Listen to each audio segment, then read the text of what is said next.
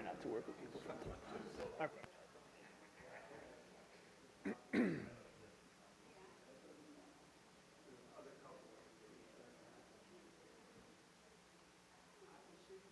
Morning, morning.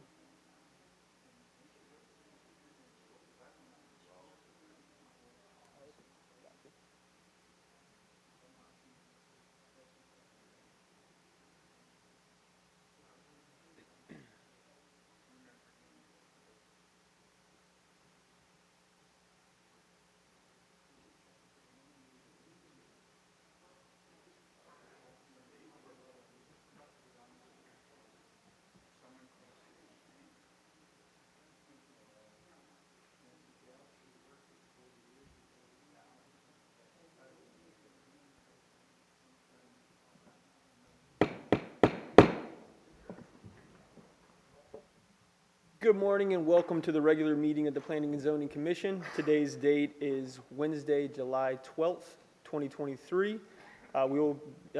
This meeting will come to order and we'll begin with a moment of silence.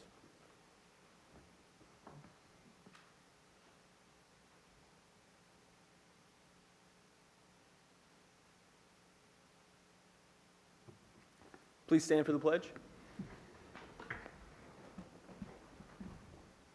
I pledge allegiance to the flag of the United States of America and to the republic for which it stands, one nation, under God, indivisible, with liberty and justice for all.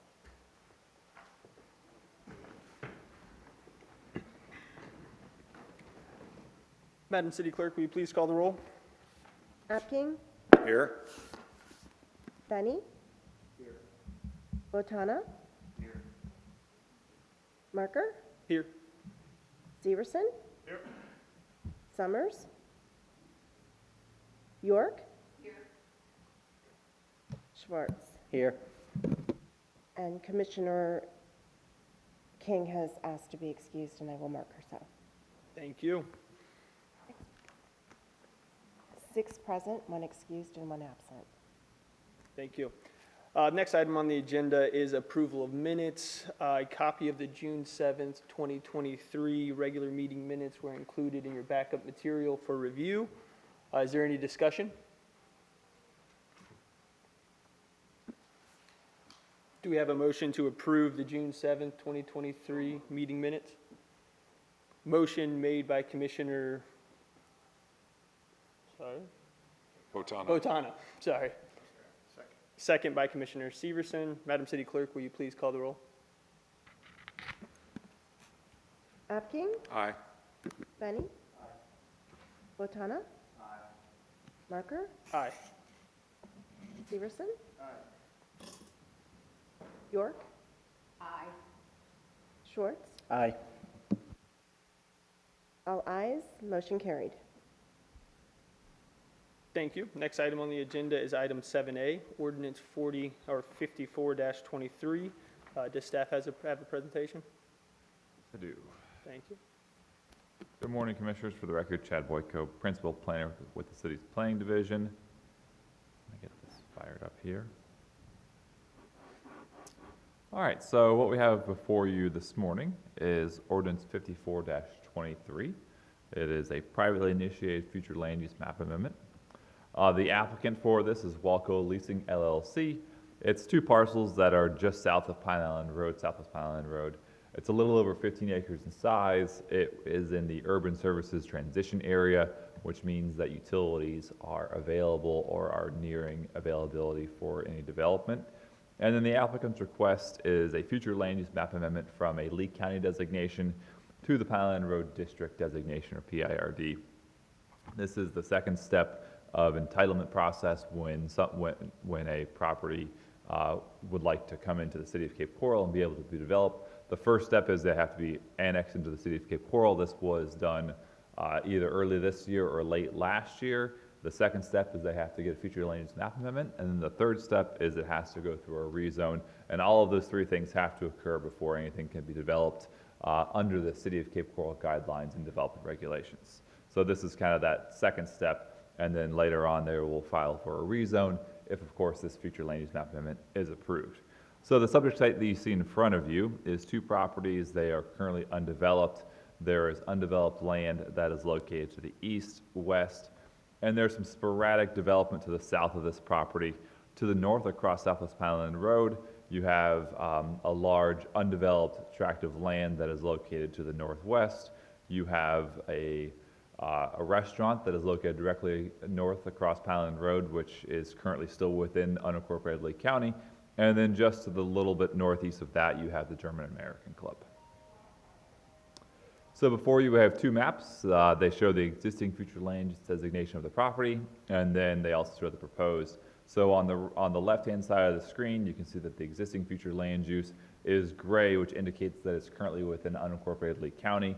So properties surrounding the side on mostly all four sides are the Pineland Road District. The only property that is technically adjacent to this that does not have the Pineland Road District land use classification is, of course, that restaurant that we mentioned previously that is still located within Lee County jurisdiction. And then the proposed future land use map, which is on the right-hand side of your screen, would take the property to Pineland Road District and kind of fill in that hole of that designation along Pine Island Road. So just some general background for you on what the PIRD district allows. It has a maximum floor area ratio of 1.25. So you'd be looking at approximately, if this were to be developed at its full entire extent, you'd be looking at around 820,000 square feet of commercial development. That number seems wildly high for a 15-acre tract, and that's because rarely do properties within Cape Coral develop to that maximum FAR. Normally, we're looking at properties that are developing at around an FAR of 0.25, so you'd see that square footage number be drastically reduced if this were developed in the future at that FAR. The maximum density of the property allows for 25 units per acre, and then the maximum number of residential units to be looking at this would be 378. Then we also looked at this for a couple of policies within our comprehensive plan. The first is policy 1.13, which is the commercial node criteria. This policy seeks to locate commercial non-residential development at or along commercial nodes, which is the intersection of two 4-lane roadways. The site is not directly at an intersection. It is near the intersection of Chiquita Boulevard and Pineland Road. It's a little bit west of that intersection.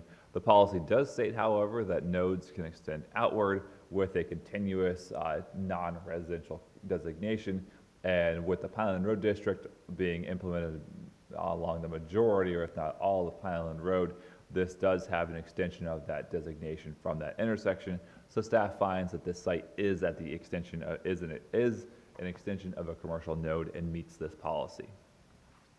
The next policy that we looked at is policy 1.14, which is our commercial siting guidelines. These guidelines are in place to kind of guide us and give us some guidance on what properties are suitable for non-residential development. And staff found that the site is consistent with 6 of these guidelines, which is major intersection, which kind of relates back to the commercial node criteria. Adequate depth, this has well over the preferred 250 feet of depth that our comp plan prefers. It's a compact site, it's rectangular in shape. Integration, there is some possibility for some integration with a parcel that is located to the west of this that also has the same ownership as these two parcels. There's some assemblage of this. It's over 3 acres in size. We talked about it's 15 acres, so it meets that assembly criteria. And then lastly, the ownership pattern. They are 2 parcels that have similar ownership, and they also share ownership with an additional parcel that will create a nice size development in the future. The site is only partially consistent with 2 guidelines, which are intrusion and access. Access being the fact that this guideline states that if it meets this guideline, it has to be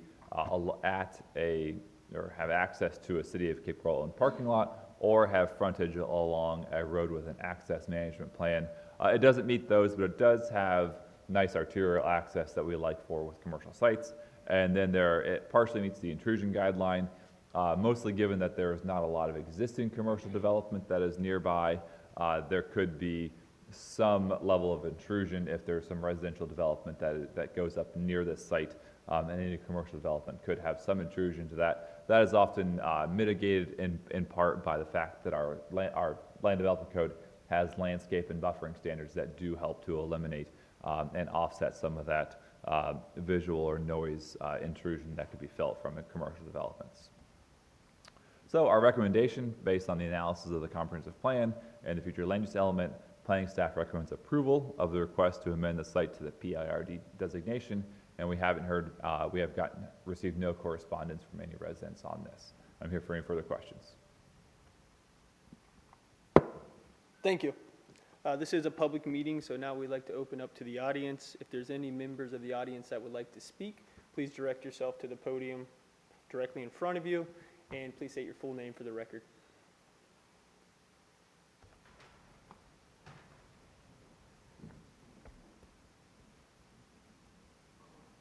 Hello, I'm Jim Collier. I'd like to know who the buyer is.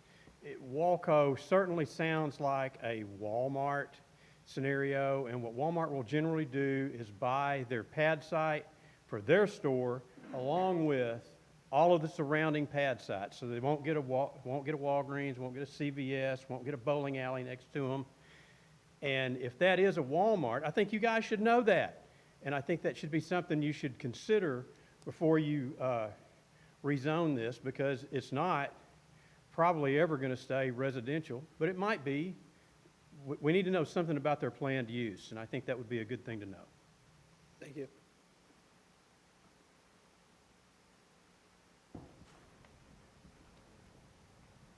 Morning, Commission. Brendan Sloan, Avalon Engineering, Vice President, Director of Engineering there. I'm here representing the applicant, Walco Leasing LLC, on this land use amendment today. And as staff said, this is the second step to bringing the properties into the city of Cape Coral. The annexation was approved in February of this year, and this request is to change it from a rural Lee County land use to a city of Cape Coral land use of Pine Island Road District. We appreciate staff's presentation today and agree with the staff report and would request approval of this land use amendment. So, here for any other questions if there are any. Thank you. Are there any other members of the audience that would like to speak? Seeing none, we'll close citizens' input. I'll open up for discussion from the commission. Any comments? Commissioner York? Thank you. I just have a question for our city planner. These are the only two pieces of property that are not currently, I'm just clarifying this, I'm stating it like it's a statement, but I'm actually asking a question. Are these the only two pieces of two properties that are not currently Pine Island Road commercial corridor, all the way from not to probably all the way to Coralina Apartments, right? So I know we have, if you go a little further west, I believe there is some properties that are south of Pine Island Road. There's like 3 sort of smaller, maybe 1 to 2 acre parcels that are currently not within the city of Cape Coral. There is the property that's directly across the street that Right. is not within Cape Coral. That is the, currently it's the Bubba's restaurant or whatever. But for the most part, I would say you're looking at around 98% of this stretch between Chiquita and Bernstow Road, Pine Island, Veterans Parkway are currently within the city of Cape Coral. There's not a lot that's left. I mean, Currently. the past year, 2 years, I've worked on 6 to 7 annexations that have almost filled in all of the enclaves in this stretch of Pine Island Road. Okay. Currently in the city and currently future land use of Yes, PIR. there's a couple that we're still working through the process on a couple of those, just to get either the land use or the zoning fully into the city of Cape Coral. But there, like I said, after this, and I believe the parcel that is or the parcels that are to the west of the Coralina Apartments, then we'll have, like I said, 98% will be fully entitled within the city of Cape Coral. Okay, thank you. Commissioner York? Do we have any other comments from the commission? Commissioner Benny? Thank you, Mr. Chair. I just have a question about the assessed value table on page 9 and 10.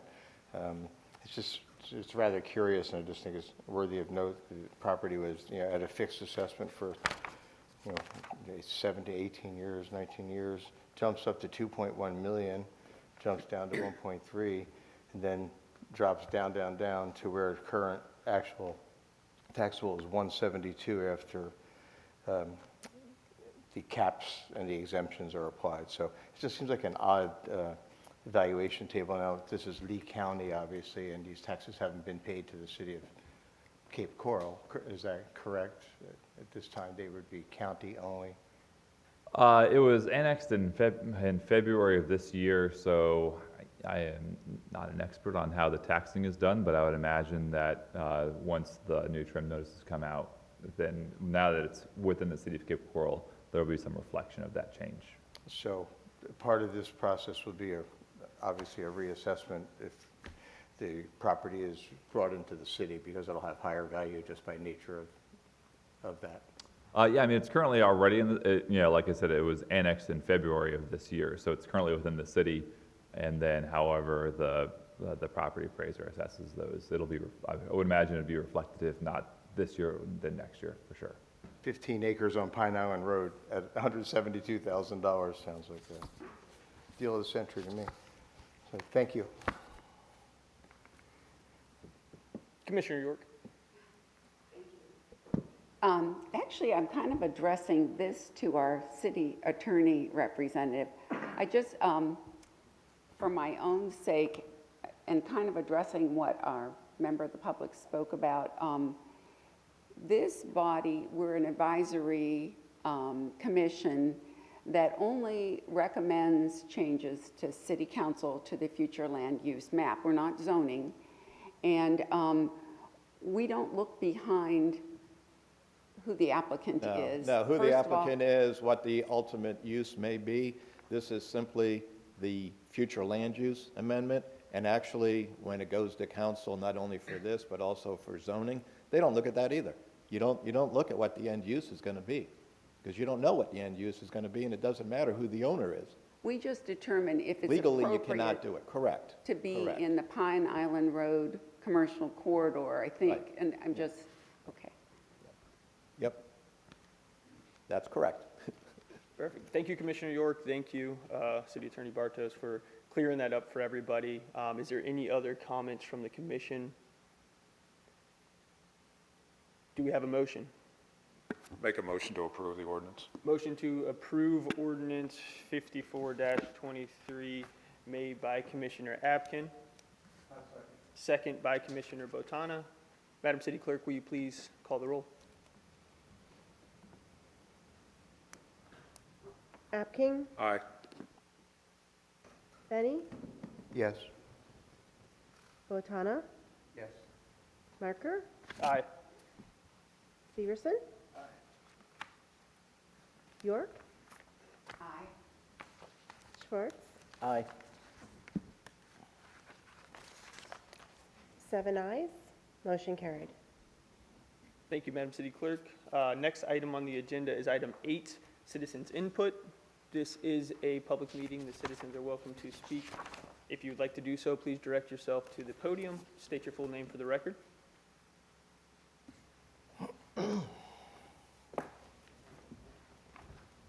Good morning. My name's Eileen, good morning. My name's Eileen Benazia. I am here to voice my opposition to the Redfish Point Mixed-Use Preserved Land Use District proposed south of Rotary Park. Proposed development would include constructing a road going east starting at Rose Garden Boulevard straight through the land under a conservation easement just along the southern edge of Rotary Park. Conservation easements are put in place to prevent development of land. The transference of 2.54 acres of land along Rose Garden Boulevard with 54 acres in an interior area undermines the intent of the easement, which is no development. The construction of the road along the very southern edge of Rotary Park would destroy the attraction of the park for residents of Cape Coral, visitors, and the wildlife. It would be years of trucks rumbling in and out, bringing fill and construction materials, and then the constant traffic by residents and visitors to the site. 800 housing units alone at 3 trips per day is an additional 2,400 additional cars along Rose Garden Boulevard, Pelican Boulevard, and on. Also, Rotary Park and its environmental center. By allowing this development, destroying the nature of the land behind it, tearing down trees, scaring the animals and birds would be a travesty. We don't need to destroy the land behind it just to put up educational signs. Just leave it alone. This past May, towards the end of the dry season, I took a walk in Rotary Park. There was still a lot of water in the lakes, which is usually very low. At this time, the trails around the lakes in the back were damp, and this was months since we had seen any significant amount of rain. Even early archaeological reports state that all the land in Piney Point is either poorly drained or very poorly drained. I can only imagine the amount of dredging will have to be done just to build the road. How many trucks will be going up and down Pelican Boulevard bringing fill to the site? Will Pelican Boulevard be destroyed by so much heavy traffic? How many mangroves will be destroyed for this development? These are the same mangroves that protected the surrounding land, houses, and other buildings such as Rotary Park after Hurricane Ian. If you look at pictures of the streets that were flooded, Rose Garden Boulevard, El Dorado, Southwest First Court, you'll see much water in the streets. There would have been much, much more flooding without the barrier of the mangroves, just where they proposed to build Redfish Point. In the future, when insurance companies look at claims filed and determine their policy rate, the fact that so much of this natural protection has been destroyed may just limit the properties they insure or raise their rates. And just today, I read another property insurer is pulling out of the Florida market. Now there are residents who cannot even find insurance to cover their houses. Just last week, my husband and I submitted a records request to obtain the city's response to the March 3rd, 2023 letter of intent submitted to the city. I hope there are so many reservations by city employees that this is not allowed to go ahead, and eventually there is a way for this land to be preserved. Thank you. Thank you for your comments. Are there any other members of the audience that wish to speak?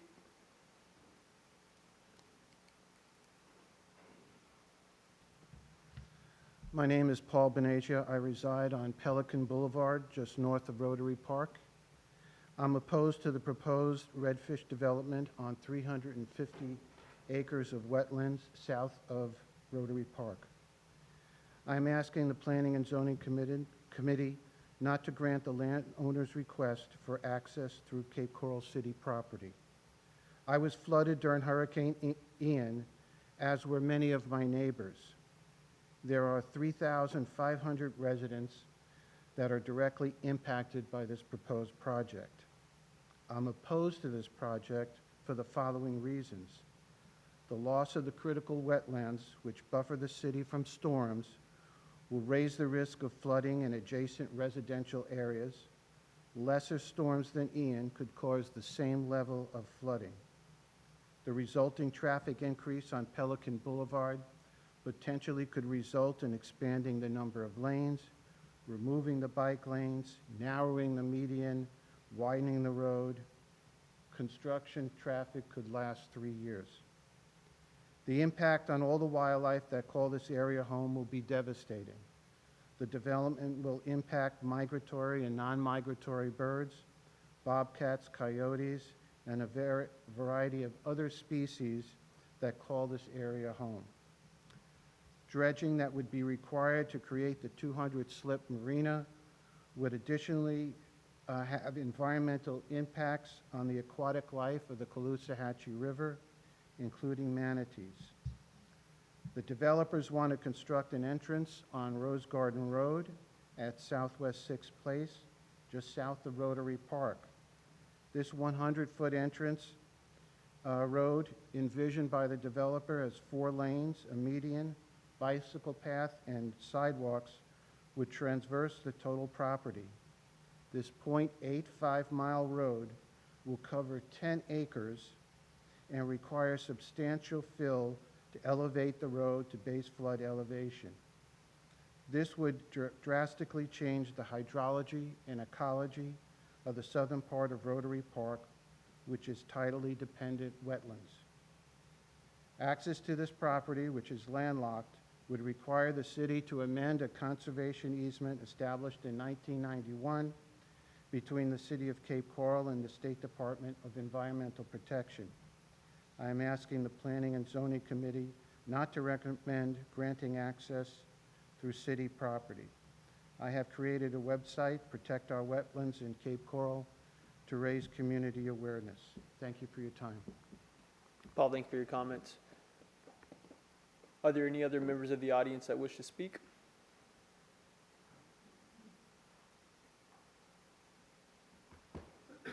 Hi, everybody. It's Cheryl Anderson. I live on the 8 Lakes, about a mile from Rotary Park. And unlike most everybody in this room and in this city, I spend 350 days a year at Rotary Park. I maintain the butterfly house and the butterfly garden, so I'm there all the time. I know the park, I know the people that visit the park, and I know what this proposed destruction of Redfish Point will do to our beautiful park. When I first heard about this plan, it was May of 2022, and I was told it was a done deal. Okay, that was what, 4 months before Hurricane Ian came. And now that this plan is back on board, I can't believe that anybody with any sense would decide after the destruction we saw from Hurricane Ian that it would be a good idea to remove 350 acres of mangroves and wetlands that protect the 3,500 houses that Paul talked about. The only reason I can think they're doing it is for money. It's money for the developers, it's money for the realtors. But what about the money of the 3,500 people that were impacted by the last storm? What about all the uninsured damages? We have $100,000 damage to our dock. And that's just the tip of the iceberg as far as the millions and probably close to $1 billion worth of damage that was done to property south of the parkway due to flooding. So this is one of those things that's hard to understand. But I don't know how many of you keep track of the news. But did you know that last week the highest recorded temperature on the planet Earth was last week? Do you know the temperature of the Gulf off of the tip of Florida? 98 degrees. It's never been that hot before. The temperature 50 miles off of Cape Coral, Jim was out there yesterday, 94 degrees in the Gulf. So what's the result of these high temperatures? Two things that affect coastal communities like ours. Neither of the things are good. As the overall world temperature rises, Greenland melts, the Arctic ice shelf melts. When ice melts, the water level goes up. We're seeing this at Rotary Park. As Eileen said, one of the employees walked in the back into those mangroves, just like 6 weeks ago. The water was this high. This high. How are you going to fill when water is this high and coming up? The water is only going to get higher, and a lot of scientists say this is a snowball effect. Once these temperatures get this high, the melting will occur much quicker. The other problem we have with these high temperatures is when a hurricane hits 95, 98 degree waters, that's like throwing gasoline on a fire. And that water, that hot water, is right around us. So there's no reason to believe that as storms start coming through and hit this hot water, that they're not going to be bigger and more powerful even than Hurricane Ian. So I ask you, for the sake of the people that live in South Cape and live in Cape Coral, that want to be able to buy insurance for their homes, that want to be able to live with some kind of protection from the water, that you refuse to go any further with any plans on Redfish Point. Thank you. Cheryl, thank you for your comments. Are there any other members of the audience that wish to speak?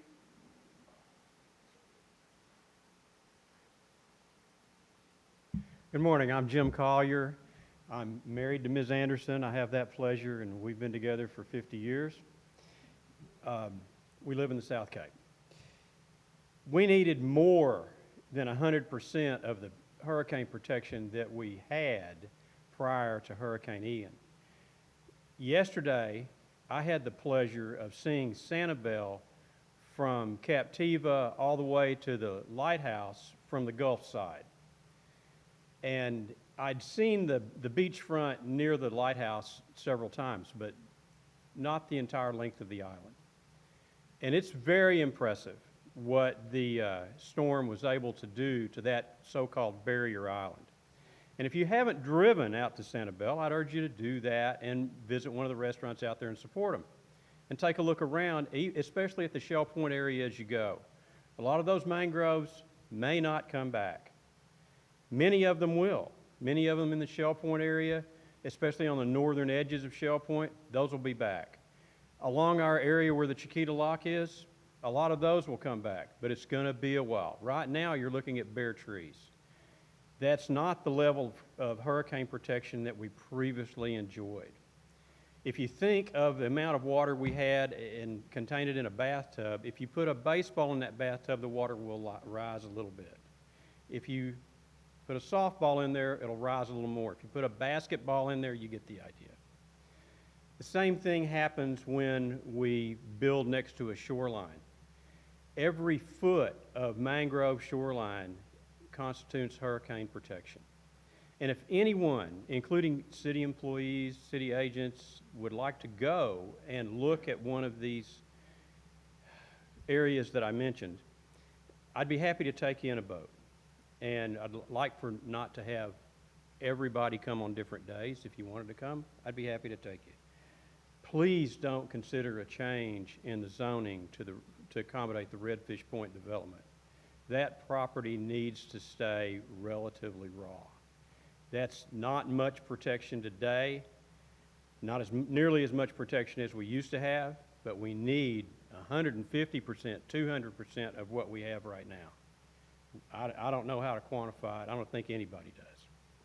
Thank you for the opportunity to speak. And I'll be the city clerk knows how to get a hold of me if anybody wants to go for a ride. Jim, thanks for your comments. Are there any other members of the audience that wish to speak? Seeing none, we'll close citizens' input.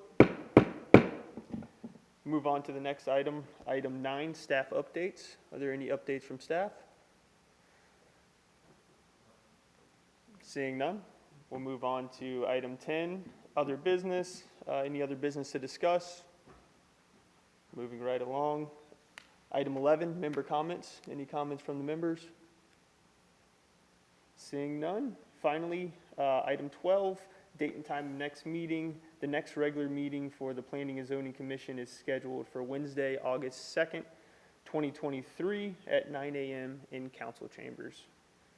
Do you have a motion to adjourn? Motion to adjourn. Motion made by Commissioner Apkin, second by Commissioner Botano. All in favor? Aye. Any opposed? This meeting is now adjourned.